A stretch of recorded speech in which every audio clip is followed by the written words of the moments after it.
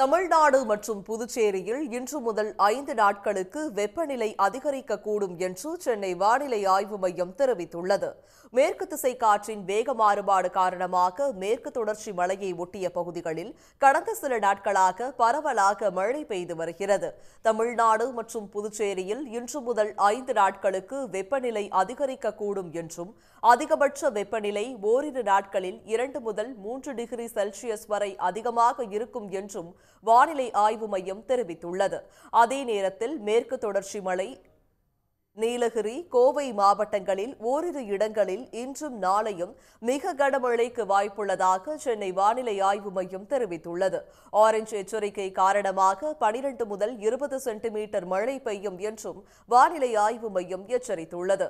திருப்பூர், தேனி, திண்டுக்கல், தென்காசி, நெல்லை, கன்னியாகுமரி ஆகிய மாவட்டங்களில் இன்றும் நாளையும் கனமழை பெய்ய வாய்ப்புள்ளதாகவும் வரும் ஜூன் 24 மற்றும் 25ஆம் தேதிகளில் நீலகிரி, கோவை, திருப்பூர், திண்டுக்கல், தேனி ஆகிய மாவட்டங்களில் கனமழை பெய்யக்கூடும் என்றும் வானிலை ஆய்வு மையம் தெரிவித்துள்ளது.